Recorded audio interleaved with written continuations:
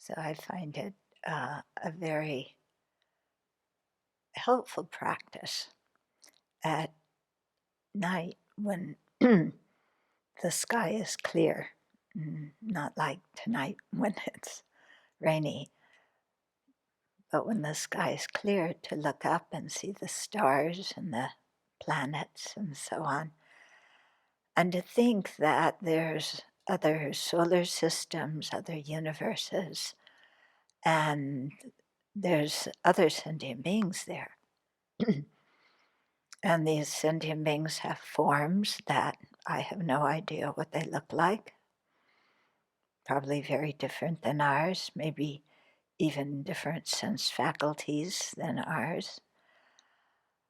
But what I do know about all these countless beings is that they're exactly like me and they want happiness and not suffering.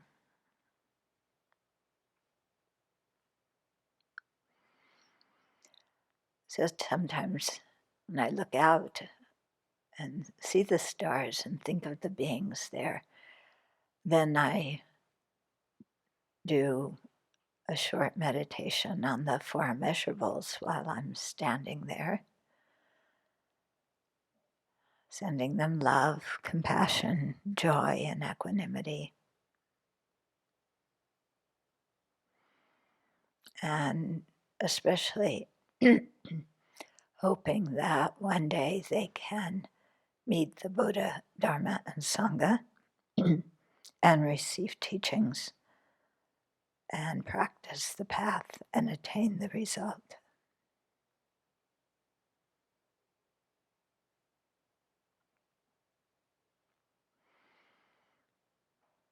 And then when I generate bodhicitta, I try and remember that it's for all these beings, not just the ones I know,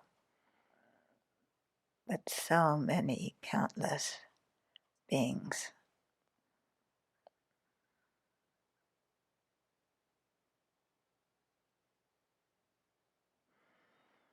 And so with that motivation, let's listen to teachings this evening.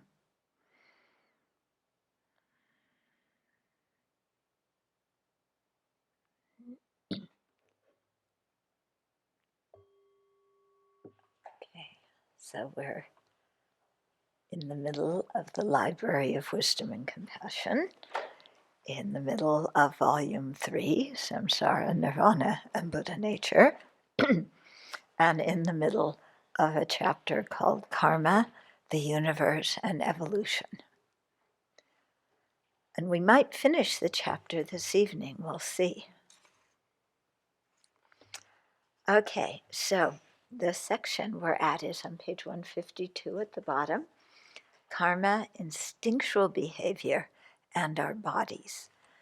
So in this old chapter, we've been talking about the interplay between our actions and our mind that creates those actions and the physical universe, physical causality. Yeah, and it's there's definitely an interplay and things intersecting and affecting each other, but it's really hard to nail it down and say it's this and not that, and to describe how it works.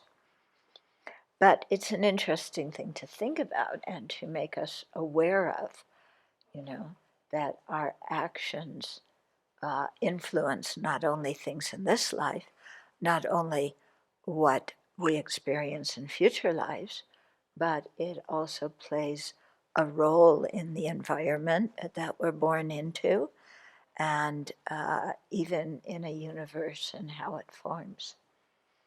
Okay, so just this whole thing of feeling into the interconnectedness of so many things that we usually don't think of as interconnected. Okay, so His Holiness says, both science and Buddha Dharma agree that sentient beings have certain instinctual behaviors, but how they account for them varies.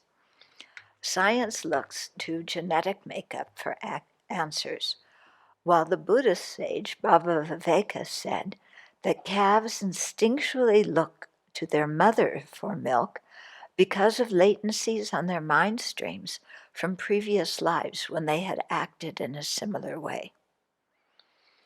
Okay, so that makes sense. If you've been born as a cow or a calf, many, in previous lifetimes, and there's that habitual tendency, that latency on the mind for, looking for your mama because you know that you can get food, then the newly born calf, looks for its mama. And it's because of the latencies on the mind stream. Whereas science looks at it completely as a product of physical things that form into genes and chromosomes, and then somehow those things make the calf look for its mother and get nourished. But the calf looking for its mother is a cognitive thing that the calf is doing. Yeah. And so then how do you kind of a physical thing like the pulsing or chemical electrical reactions in a material object, a neuron or a whole cluster of neurons in your brain, can that translate into conscious experience? Yeah, kind of like, can the table translate into conscious experience? Difficult. Yeah. Well, is our brain really that much different? It's just made of, atoms and molecules like the table. But on the other hand, we do know that, there are some correlations. But see, correlation is not the same as cause. Yeah. So when we have certain emotions, there might be certain areas of the brain that are reacting. And when we have to see certain things, they know different areas of the brain that are the visual centers and the audio centers and so on. So there's that mapping.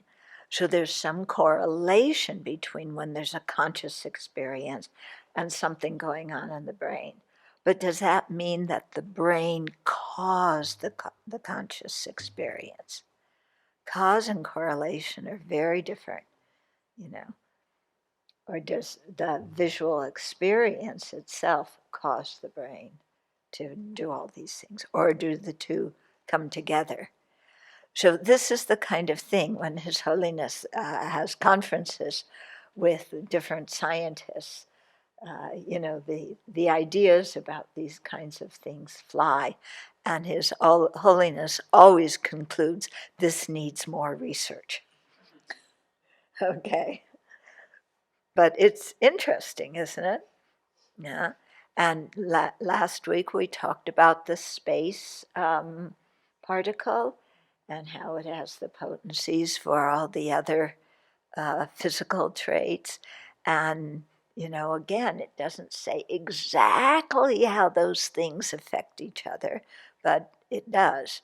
I think the winds, that are together with the winds that are said to be one nature with different consciousnesses. This doesn't apply to gross consciousnesses, but more subtle ones.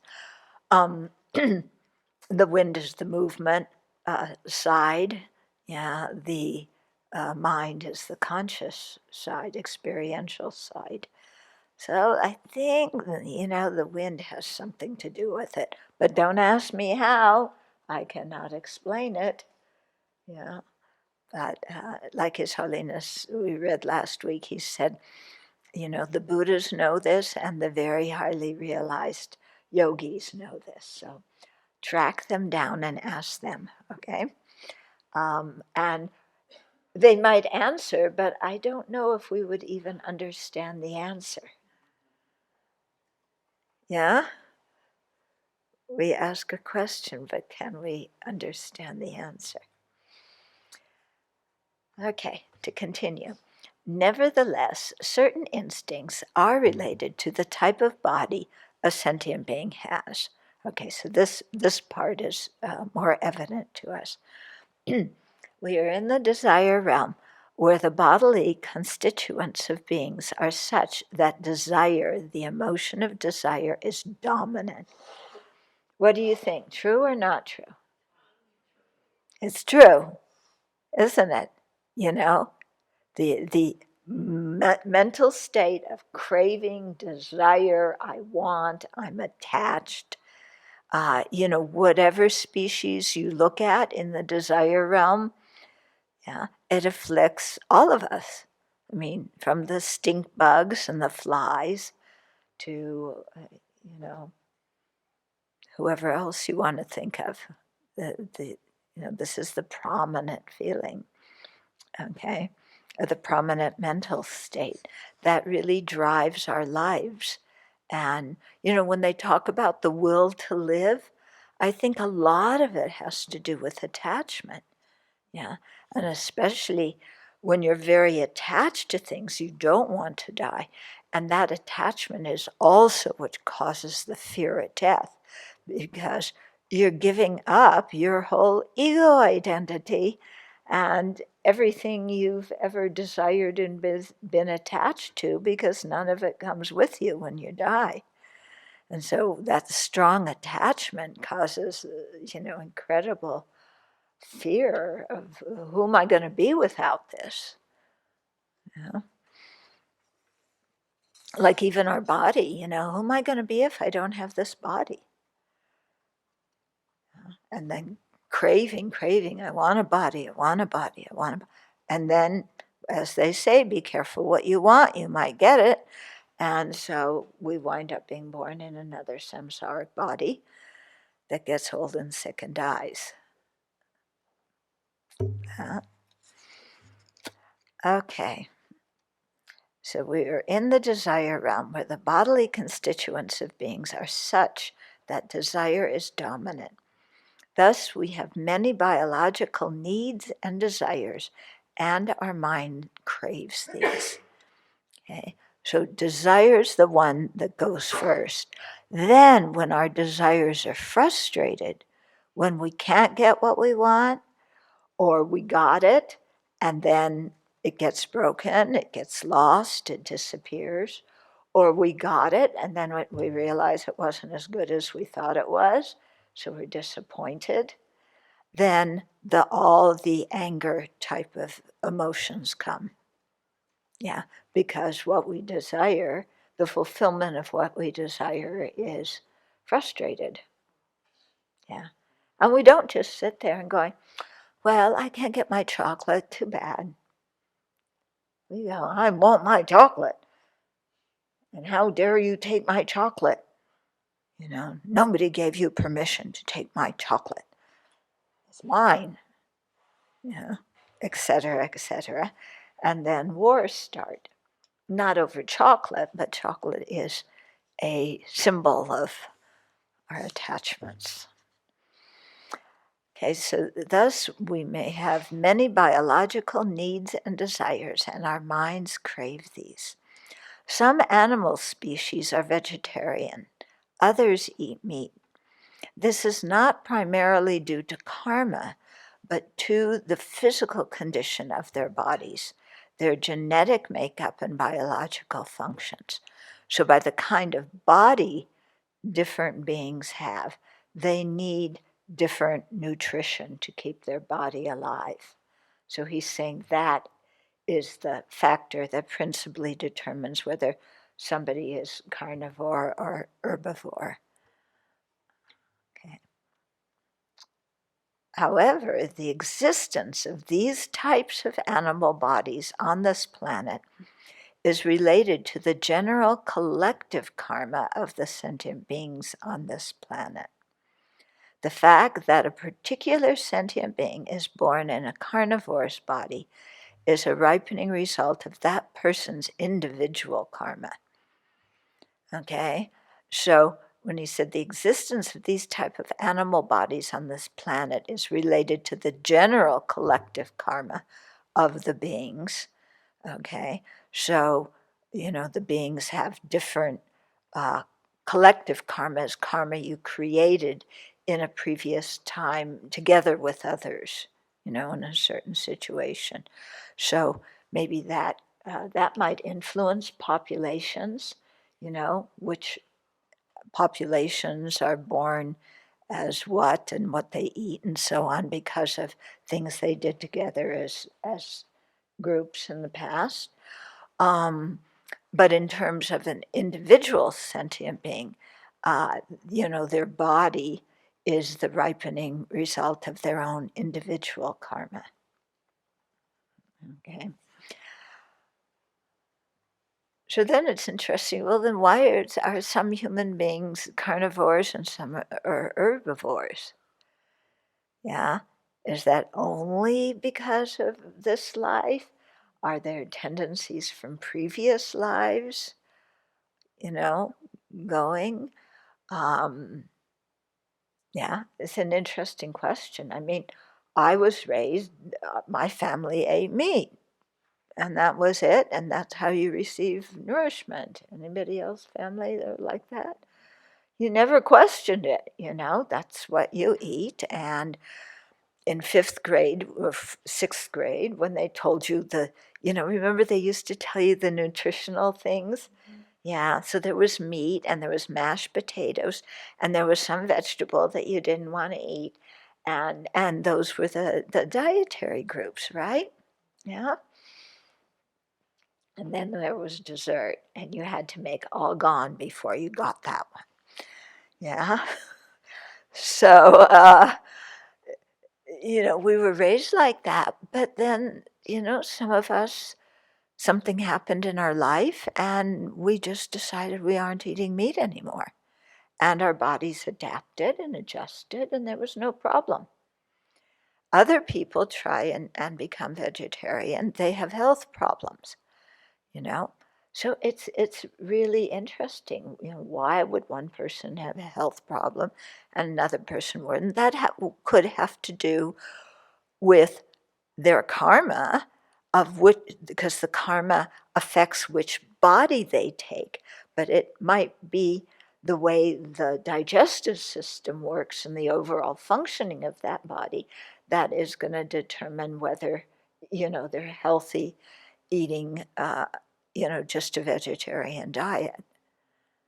So, so you see, when you look at these things, there's so many different factors that can be coming together here. Okay. How many of you had maybe some specific events that made you become vegetarian? Yeah.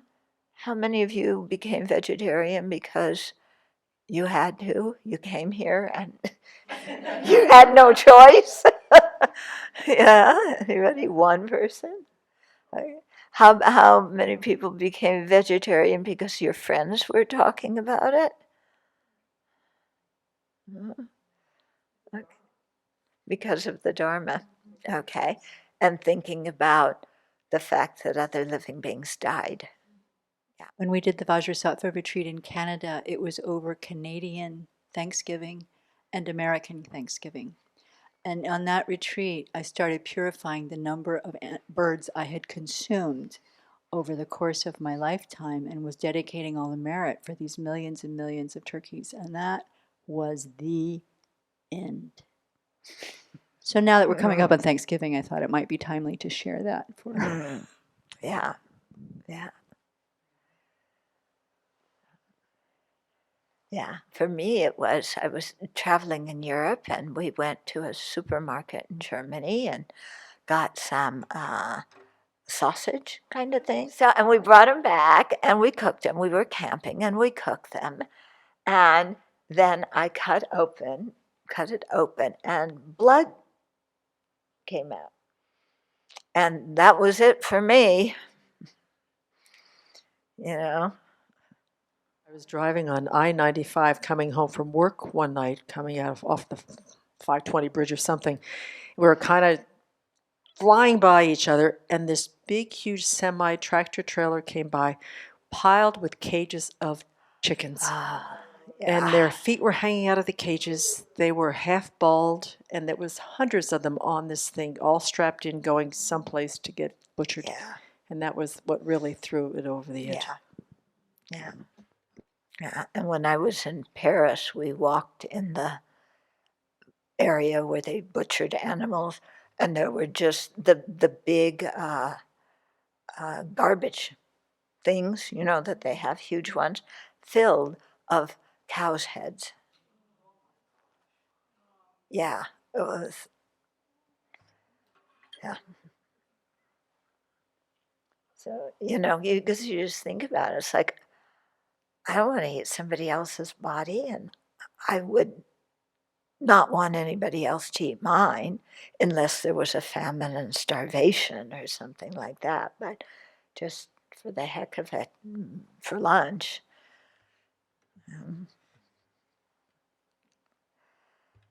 Okay. The function of the biological systems of an individual's body relates more to natural biological laws than to karma. Although karma is involved when that person experiences pain or pleasure from his or her body. Okay, so if you have stomach problems, it's because of, you know, the physical things going on in your stomach. But when you experience pain from that, that's a result of negative karma. Okay, so the negative karma doesn't make you have stomach problems.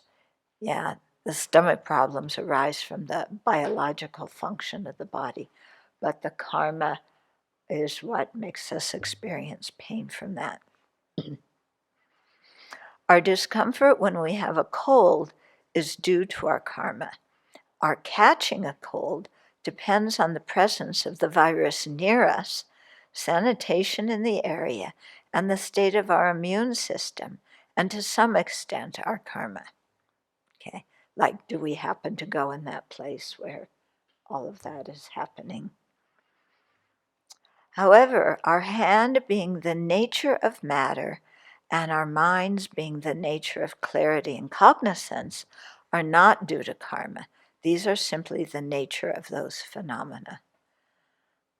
Okay, so we function by biological, physical, chemical laws and the law of karma. Yeah. The possibility of having a specific combination of genes in a fertilized egg is 1 in 70 trillion.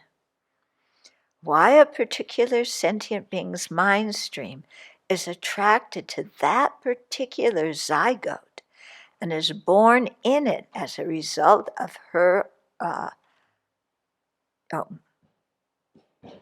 why? This sentence was weird.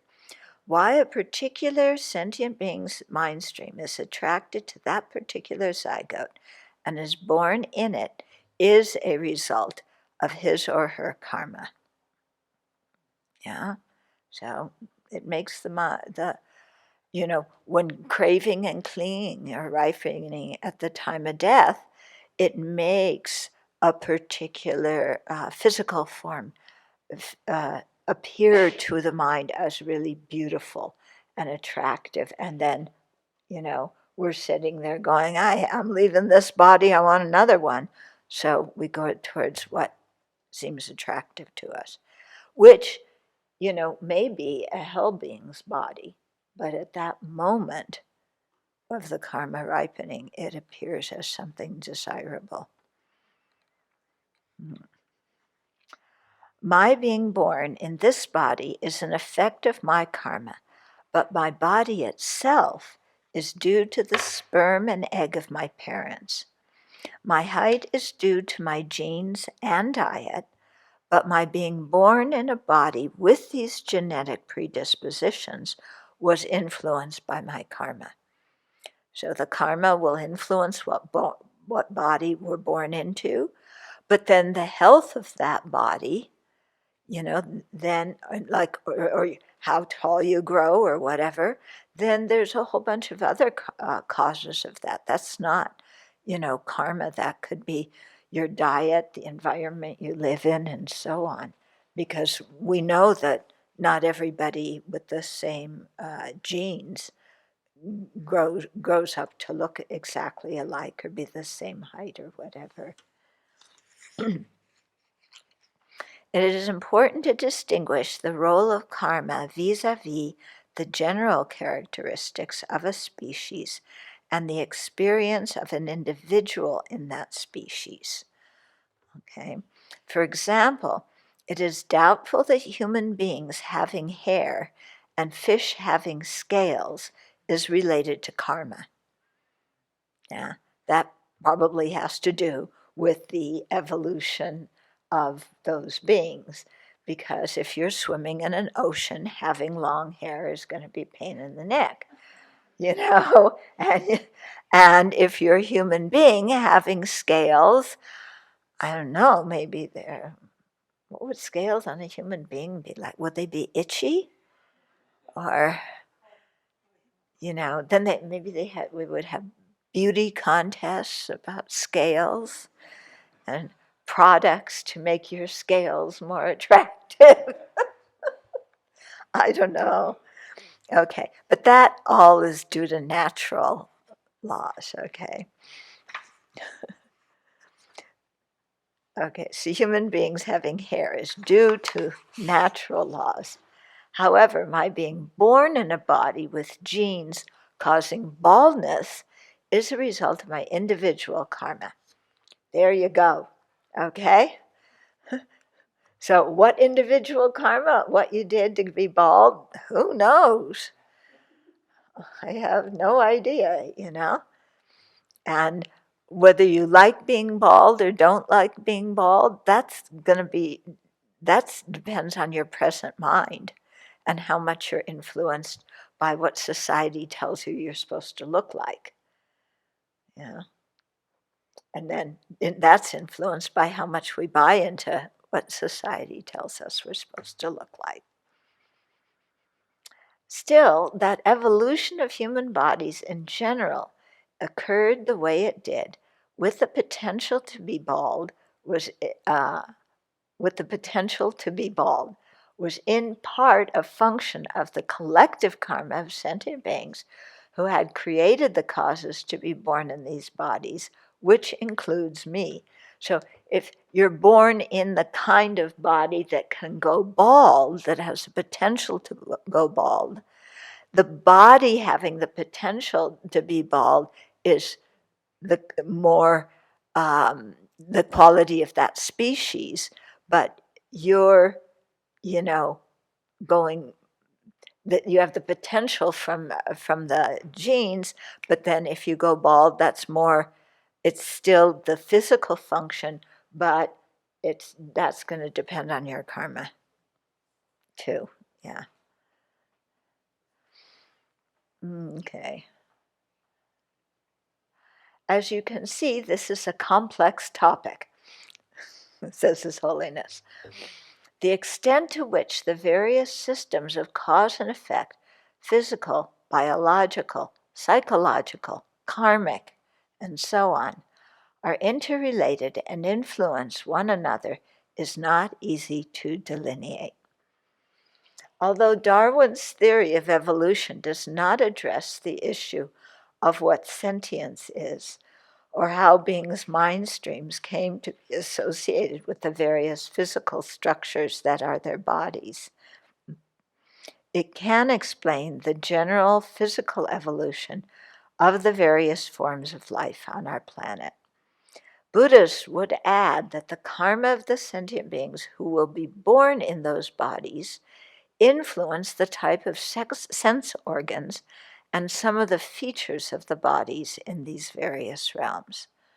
Okay, so remember he was saying before that when a universe starts to evolve, the sentient beings who are going to be born there, their karma can influence how it evolves. And when there is, right before different beings' minds take different physical things as their bodies, yeah, that's another moment when the general karma can affect things. Okay. Some Buddhist scriptures and cultural legends describe other versions of evolution. According to the Treasury of Knowledge, the first human beings, whose minds were less afflictive than ours, had bodies made of light. But as their thoughts degenerated and they became greedy, their bodies became coarser and eventually were composed of material as they are now. So, according to this, the original beings with bodies of light, they could not commit the negativity of stealing because they didn't rely on food to eat and they didn't have possessions.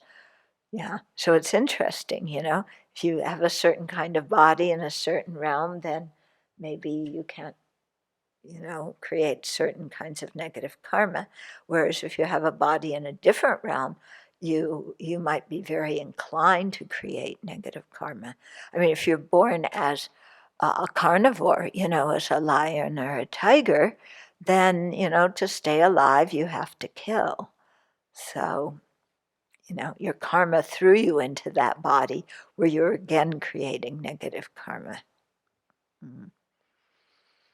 Yet another view, okay, His Holiness loves to bring this last one up. Yet another view is the Tibetan legend that the Tibetan race came into being through the union of an ogress and a monkey. This is a compromise between the Darwinian theory that humans descended from apes and the scriptural view that the first humans had bodies of light. Okay, so the Tibetans say they are, descendants from an ogress and a monkey, and somehow Chenrezig figures in there too. Anybody remember how? Was Chenrezig the monkey or something? Yeah.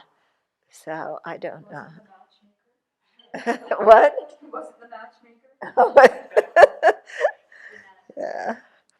So more research is needed. See, I told you, he said that. I hope the above discussion will stimulate you to do further investigation and to understand the complexity of interdependence. And it is complex. And that's when, I read certain things online, and it's like, whose fault is this? They want to, pick one person and it's that person's fault. And nothing is that simple.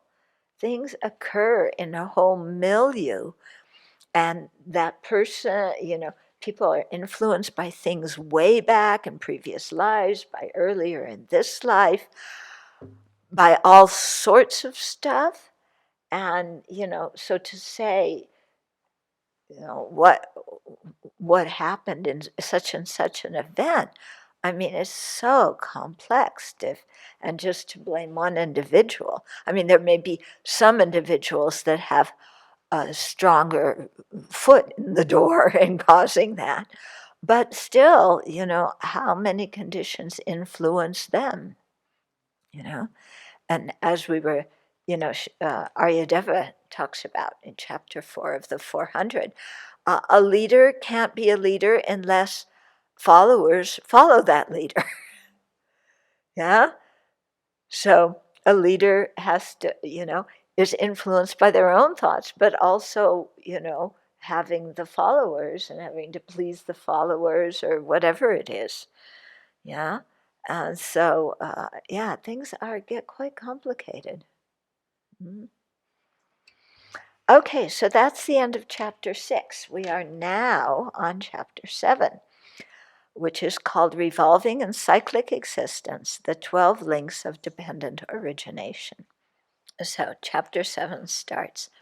The process of rebirth in samsara is illustrated by the wheel of life. So, the cover of the book has part of the wheel of life. Okay, if you can see it. Part, not the whole thing. So, I'll describe the different parts, but then next week we'll have a diagram, a picture to show. So on page 230, there's the full one.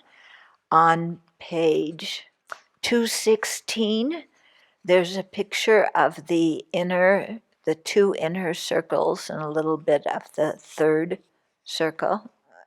The process of rebirth in samsara is illustrated by the wheel of life. This painting of the samsaric cycle of existence has its origins in the time of the Buddha. So the king of Vatsa, whose name was Udayana, presented a jewel robe to the king of Magadha, whose name was Bimbisara, and Bimbisara consulted with the Buddha about an appropriate gift to send in return, and the Buddha recommended a painting of the Wheel of Life that has the verses below in the text here written on the painting. Upon contemplating the Wheel of Life, King Udayana attained realizations. Okay, so here are the verses that were written on it. This picture doesn't seem to have them, or they may be cut off at the bottom. Okay, practicing this and abandoning that, enter into the teaching of the Buddha. Like an elephant in a thatch house, destroy the forces of the Lord of Death. Those who, with thorough conscientiousness, practice this disciplinary doctrine will forsake the wheel of birth, bringing dukkha to an end. So those are the two verses that are at the bottom of the painting. Okay, so you can see it talks about how you get born in samsara and how you leave samsara, okay, very generally. The wheel consists of a series of concentric circles held in the mouth of the anthropomorphized Lord of Death, who symbolizes our impermanent nature. Okay, so you can see the Lord of Death, with his fangs biting into the wheel. You can see his two hands, you can see his two legs. Okay, and he's holding that wheel because impermanence and death control the whole thing. Okay, because everything's changing all the time. What is going out of existence. Okay, so often when we talk about impermanence, it focuses on things disintegrating, going out of existence. But we also have to remember at the same time something is disintegrating, it's also something is arising. Yeah, because whatever was caused or arose due to causes and conditions, just by depending on causes and conditions, it's going to disintegrate. But when it disintegrates, it changes into something else. So whatever it changes into is the new thing that has arisen. So in the teachings, when it emphasizes just the side of disintegrating, the purpose of doing that is to help us with our attachment to things that are by nature impermanent. Okay? Because when you're really attached to something, you want it and you think all your happiness is going to be fulfilled by getting it. But when you can see that whatever it is that you want is never going to remain the same as it was when you wanted it. Okay? And so there's so many good examples of that. I think romantic relationships are just a fantastic example of that, you know.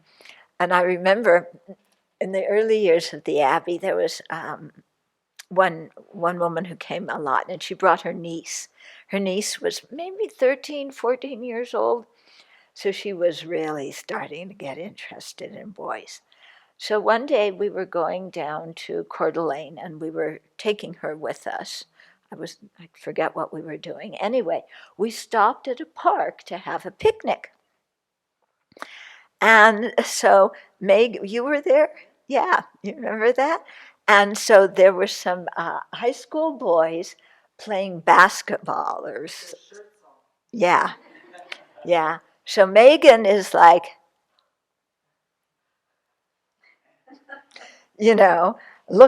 checking them out. And then I said to her, Megan, what do you think they're going to look like when they're 80 years old? And she just went,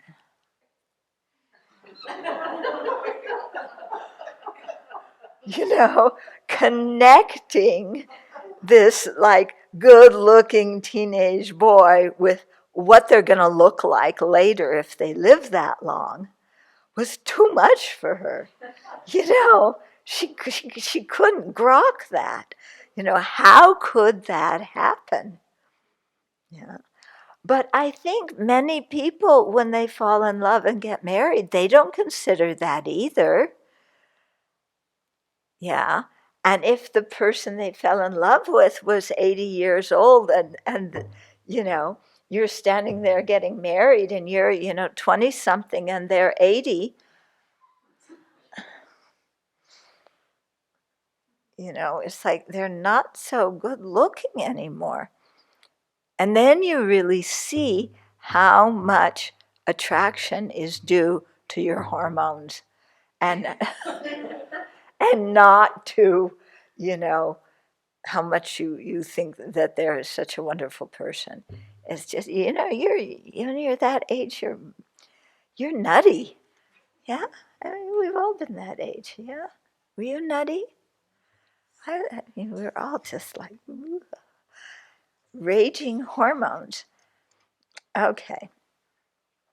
So, so when it talks about things disintegrating, it's saying, whatever you think is beautiful now is not going to stay that way. Yeah. And not only are they going to get old, but you're going to get old, and you may still think you're really attractive, but other people are going to look at you and go, yeah. My sister told me, that she really sees now, she's in her 50s, mid 50s or something. And she said, she told me, this was a number of years ago even, that now when she goes into stores, it's very hard to get people to help her. When she was younger, the guys came to help her really easily in a store.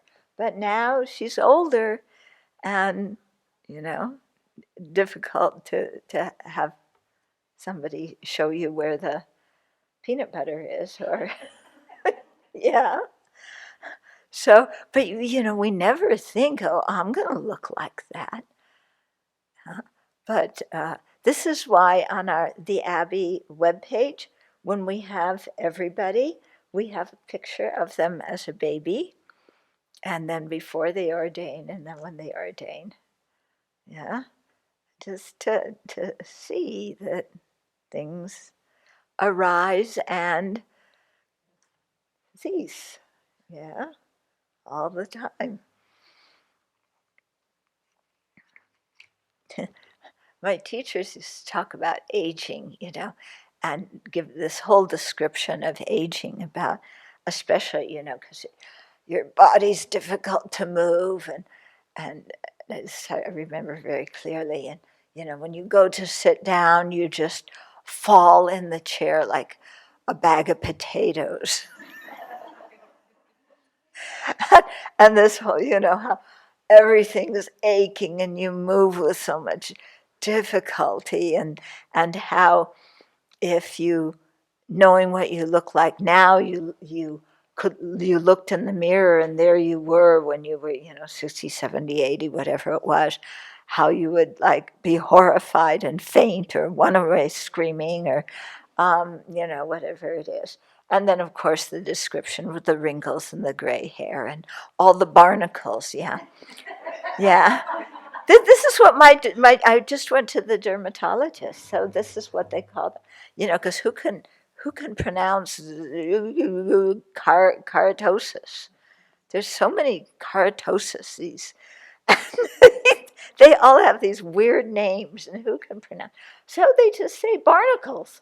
So, so that's good enough. I can understand barnacles. I have lots of them here. Okay. And so sometimes your barnacles need to be burned off. So they burn them off. Okay. But I remember my teacher saying that and thinking, yeah, probably, that will happen, But yeah, sometimes you look in the mirror and you go, that doesn't look like the picture of me from 60 years ago. As if you think it should, but it doesn't. And then the first time you sit down like a sack of potatoes. Have you ever sat down and felt like your body was just like a sack of potatoes, just going boom? Yeah, it's true. You young ones are laughing. Just you wait. What'd you say? Yeah. Yeah. So it's an interesting thing, because, yeah. See, that's where being a monastic is very helpful, because when you ordain, you get rid of a lot of those things that accentuate your beauty to start with. And you start changing your mind so you're not so attached to that kind of stuff.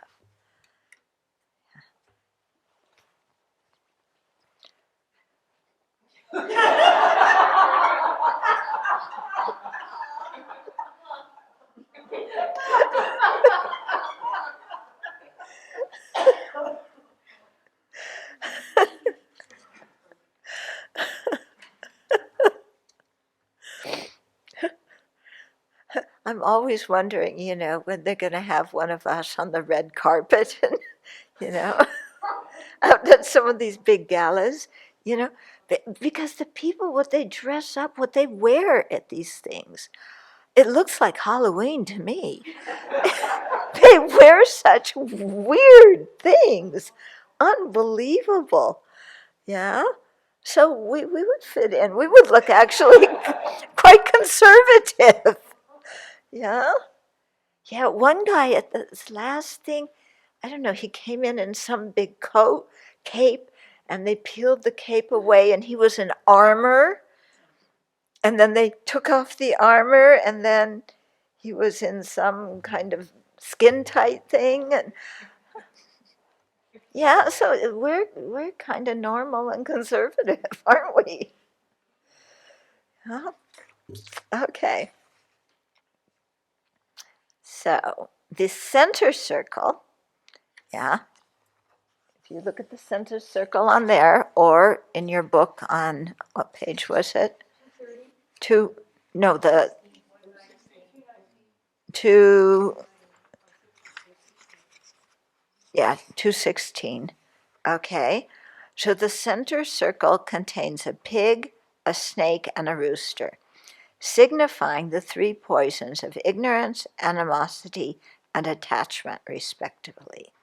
So the pig is ignorance. Yeah, the snake is animosity, and the rooster is attachment. Why is the rooster attachment? Have you ever seen a rooster chase hens across the yard? Apparently not.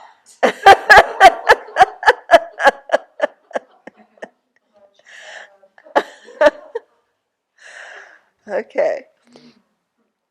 So each animal has the tail of another animal in its mouth, indicating that they mutually reinforce each other. Yeah, they're in a circle. Yeah, probably I would say probably the pig, yeah, is biting, oh, Yeah, is biting the tails of the rooster and the snake. In other ones, I think the pig bites the tail of the rooster who bites the snake. Okay. Oh, although in some paintings, the tails of the snake and rooster are in the pig's mouth. Okay, that's what we have, showing that ignorance is the root of all afflictions. The next circle has two halves. Okay, so you can see that. Yeah, the left half, as we look at the painting, is light, with happy beings ascending to fortunate rebirths. The right side is dark, with suffering beings descending to unfortunate rebirths. The imagery indicates that, dependent on ignorance, we create virtuous and non-virtuous karma that lead to agreeable and disagreeable results. Okay, so you can look on the picture here. It looks like, I don't know what the guy in the bottom is doing. Then it looks like a warrior and then a deva. What's the guy on the bottom doing on page 216 with the long hair? Anyway, him. Then on the other side, okay, at the top you have an oxen and then a naked human being. Maybe that's supposed to be a preta. And then I don't know what the guy at the bottom is. Huh? A hell being? Yeah. They depict these all in anthropomorphized ways, but I don't know if they actually look like that. Okay. So these births are these births are the 5 classes of beings. Actually, that's in the next circle around. Yeah. The next circle around. So the inner circle of the animals, then you have beings going down and coming up, and they're different rebirths. Then the next one is the one that has the different realms of being. So these births are the 5 classes of beings: devas, including asuras, humans, animals, hungry ghosts, and hell beings. They are shown in the next circle, which is divided into 5 sections. Okay. So you can see the outer, yeah, can you see those? It's interesting to go and look very closely and then identify which realm is which. The outermost circle has 12 sections, each one illustrating one of the 12 links of dependent origination. That's the outermost circle. And then the Lord of Death is holding the whole thing. Above and outside the wheel clutched by the Lord of Death, is the Buddha pointing to a radiant full moon. He shows us the path to Nirvana. The 2 verses cited above encourage us to follow this path to free ourselves from all dukkha forever. Okay, then the next section is about dependent arising. So, in terms of translation, I usually use the term dependent origination for the 12 links and dependent arising for talking about all the other kinds of cause and effect things. Okay. Other people, I've noticed, like Jimpa uses dependent origination for all of the things. The 12 links and everything else. So there may be different ways of translating. So dependent arising is one of the most essential teachings of the Buddha. He expressed its overriding principle, which is, when this exists, that comes to be. With the arising of this, that arises. When this does not exist, that does not come to be. With the cessation of this, that ceases. So the this is the cause, the that is the effect of that cause.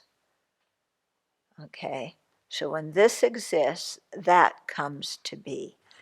So this is speaking, more generally. If you, I don't know, what can we say as an example? When fake news exists, misunderstandings come to be. Yeah, with the arising of this, that arises. Yeah, so if you have a seed, the arising of the seed, then if it receives the proper nourishment, a sprout is going to arise. When this does not exist, okay, so if you're born in a what we were talking about before, one of the realms where you can't steal, because the bodies are made of light. When material property does not exist, then stealing doesn't come to be. And with the cessation of this, that ceases. So with the cessation of our our body and mind being connected, our life ceases. Okay. So when the causes and conditions for something are assembled, that thing will arise. The Buddha employs this principle in a variety of circumstances, including his discussion of social turmoil and social benefit. Yeah. So this principle, goes for everything. When this exists, that's going to come into be. However, since the Buddha's main concern was with sentient beings' bondage in samsara and liberation from it, one of his main teachings on conditionality is the 12 links of dependent origination. These 12 describe the causal process for rebirth in samsara and the unsatisfactory experiences that ensue. They also show the way to liberation from this vicious circle. Okay, so if you start with the center, the pig, the rooster, and the snake, that's showing kind of the beginning of one set of 12 links, how we start with ignorance and then afflictions arise. And then people create actions. Out of afflictions come actions. And out of actions, then the next circle, some people are falling to lower rebirths, some people are coming up to higher rebirths. And then where are they reborn? In the next circle, which has the 5 or 6 realms in it. Okay, and then the 12 links, each link is illustrated on the outermost circle there. And so it looks like a very interesting picture, but this is actually a description of our state of being. It's not something theoretical. It's not a picture. This is our lived experience. And if you can really see it as your lived experience, then you get a lot of energy to practice the path. Okay, so the 12 links are prominent topics for study and contemplation in both the Pali and Sanskrit traditions. The Buddha spoke of them extensively in Pali Sutras, especially in the connected discourses on causation, and in the Sanskrit sutras, particularly in the Rice Seedling Sutra. Okay, Geshe Topke wrote a book called the Rice Seedling Sutra. The sutra is rather short. There's an English translation of it. And then he wrote a whole commentary about different kinds of, different kinds of dependent arising. Okay. An extensive explanation of dependent origination according to the Pali tradition is found in chapter 17 of The Path of Purification by Buddhaghosa, as well as in the Abhidharma text. In the Sanskrit tradition, extensive commentary can be found in Asanga's Compendium of Knowledge. Chapter 5 of Maitreya's Ornament of Clear Realizations explains how to meditate on the 12 links in forward and reverse orders. And that's just seeing the causality going this way or starting with the results and going backwards. Okay. And chapter 3 of Vasubandhu's Treasury of Knowledge, that's also in the Sanskrit tradition, that contains the Vaibhasika's explanation of the 12 links.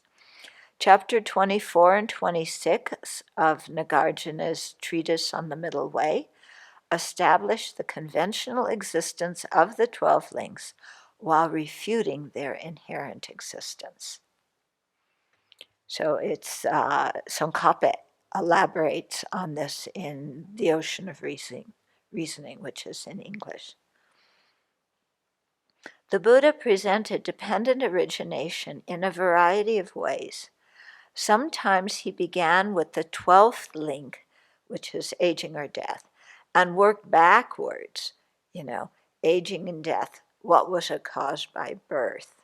Okay, birth, what was it caused by? Renewed existence. Renewed existence, what was it caused by? Clinging, and going backwards, okay? So this perspective begins with our present experience of aging and leads us to inquire to how we arrived at it. And so we trace the causes back. Other times, the Buddha began with ignorance and explained the links in a forward order, culminating with aging and death. So from ignorance, then you have karma, then you have the consciousness, and so on. In yet other sutras, the Buddha began in the middle of the sequence and went either forward to aging and death or backward to ignorance. This is really interesting too, yeah? And so he had all these different ways of explaining it to emphasize different points to people. Although the Buddha did not explicitly teach emptiness when he taught the 12 links, he set out the basis on which we can understand it. Okay, that basis, everything that exists dependent on other factors is empty of having its own inherent nature. And everything that is empty exists dependent on other factors. Okay, so when you study the wheel of life, you're studying this whole causality thing, yeah? And if you can really penetrate it, then you see that none of these factors, none of the links can exist inherently because they all arose from causes and conditions.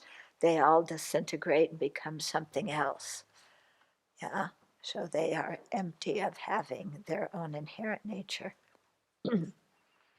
Contemplating the first level of dependent arising, causal dependence, helps us to create the causes for higher rebirth by abandoning non-virtue and practicing virtue.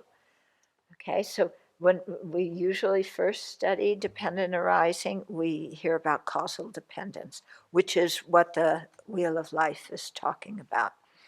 But causal dependence also, is just the whole teaching on karma is about causal dependence. Yeah, when you do this action, you get this result. When you do that action, you get this result. Yeah, and so in the Wheel of Sharp Weapons, it's so beautifully articulated. The verses that Dharmarakshita wrote, just saying like, if you have this kind of behavior, then this is going to happen to you. Yeah. So don't be surprised when that happens, if it's something you don't like. And if you don't like it, then stop creating the cause. Yeah. And then in another part of the book, he starts with the results and then traces back to what kind of causes they they came from. Okay. So it's just all is showing that nothing exists under its own power. Nothing can set itself up. Yeah, everything is dependent, and especially with conditioned phenomena, being dependent means they're impermanent and they're changing moment by moment.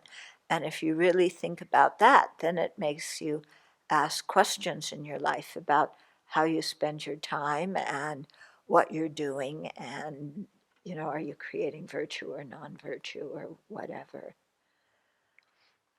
Okay. Contemplating the first level of dependent arising, causal dependence, helps us to create the causes for higher rebirth by abandoning non-virtue and practicing virtue. Contemplating a deeper level of dependent arising, dependent designation, leads us to realize emptiness and to attain liberation and awakening. Actually, that needs to be reworded a little bit, because causal dependence actually is one of the things that produces, contemplating causal dependence is one of the things that leads us to have our first inferential understanding of emptiness. Not always causal dependence, but it's one of the prominent ones that creates that. Some people it's dependent on parts.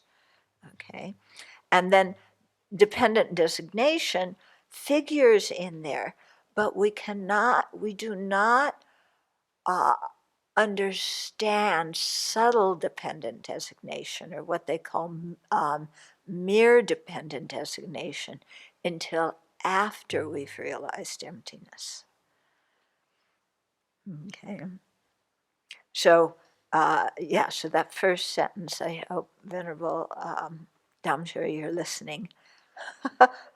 Or Venerable Lamsam, maybe you can note it too, it needs to be revised. And contemplating a deeper level of dependent designation leads us to realize emptiness.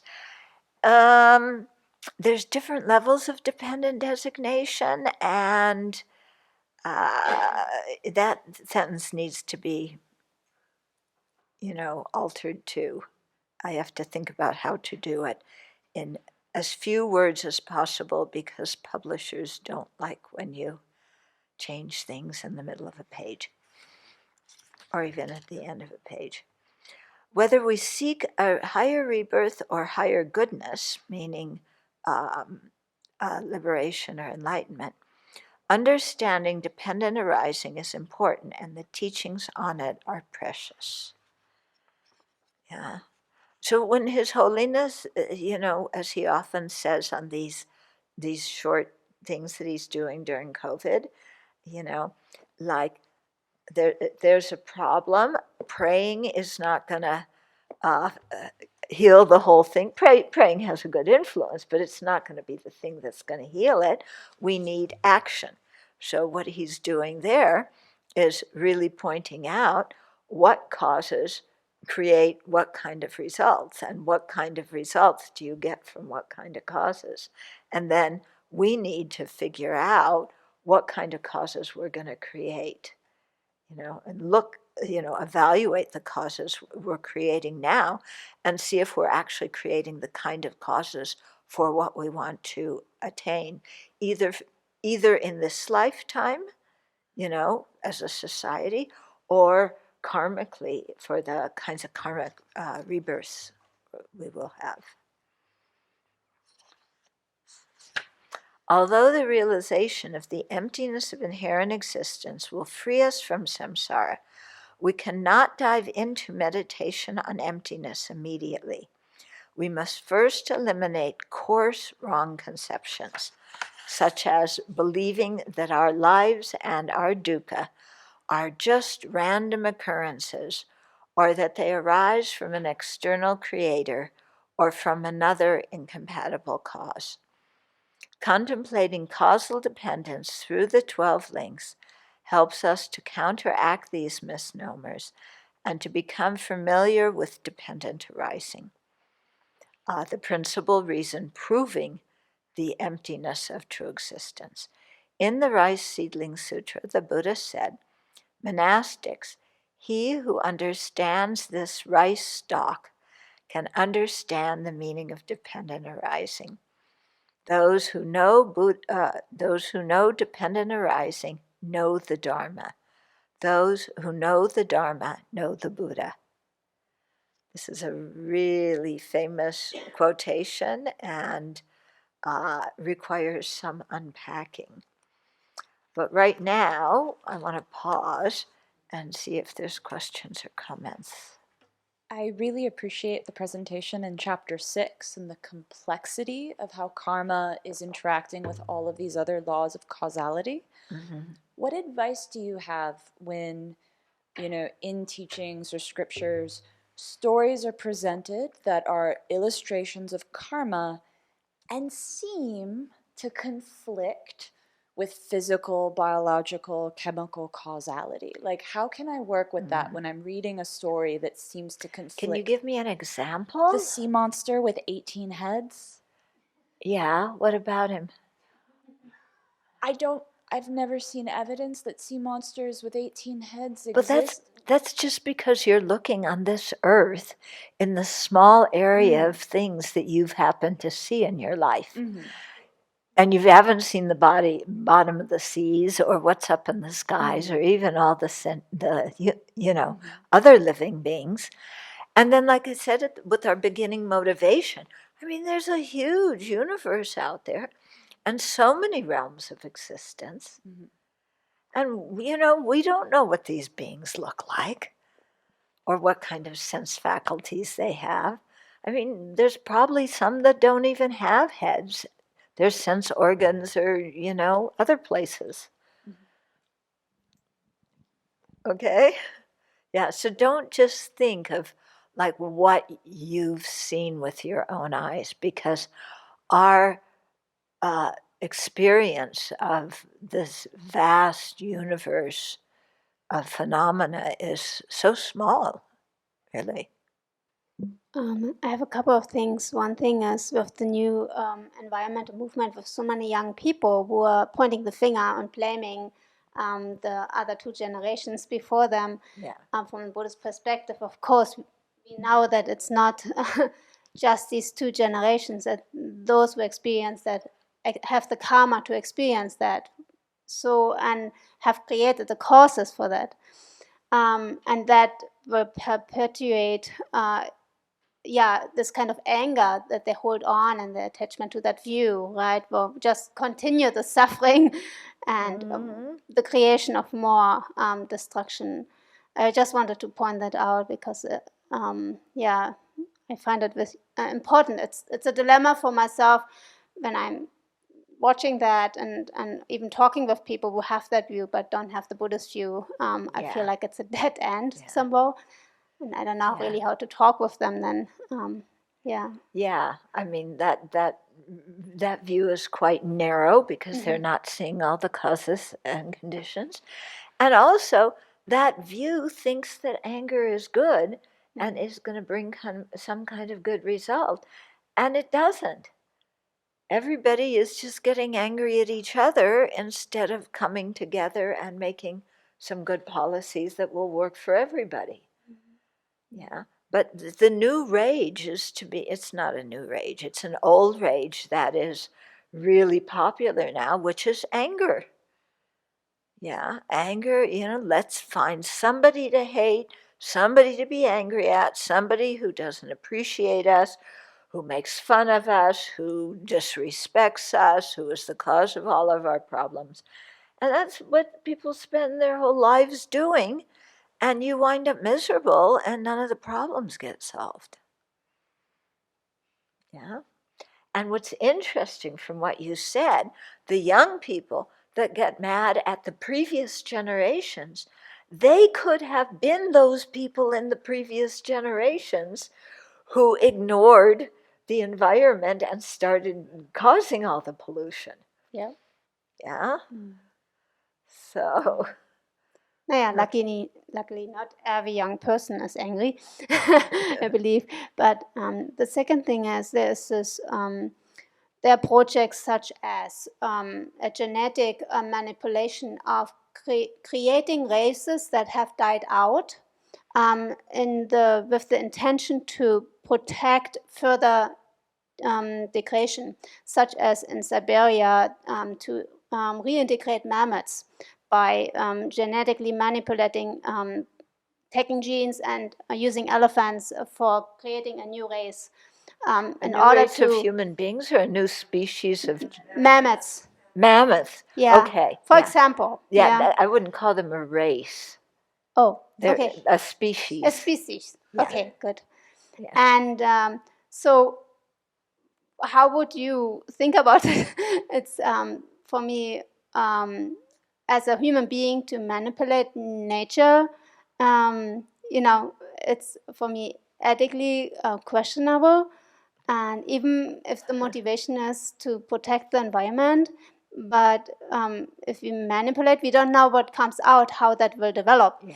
Well, I think mammoths are extinct now, aren't Yes, they? but they think they can. Yeah. Yeah. And then we'll have problems with mammoths. I mean, yeah. I mean, there's one thing with having a dog poop in your yard, but having a mammoth poop in your yard.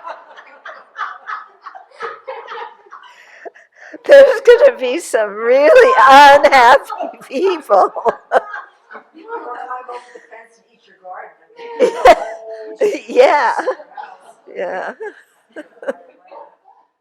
There goes the turkeys. Yeah. Yeah. So I don't know. I think there's better things to spend our human intelligence on. Yeah. But, people, yeah, I often wonder the people who are interested in this kind of thing, like the people who wonder if a computer can ever become a sentient being. If, they're working the science to, make mammoths or computers or mammoth computers, then if they're going to be born as one of those beings, because they're so interested in it this lifetime. I just wanted to thank you because I imagine that this section that we've just gone through is really interesting and answers a lot of questions that you don't find in typical texts. And I imagine a lot of this information came because you asked His Holiness questions. So thank you very much. So you mean just this last recent This section on karma, instinctual behavior in our bodies. That's very okay. interesting the way it's organized. Yeah, that was from His Holiness. Yes, but I imagine it was from your questions with His Holiness. Oh, maybe.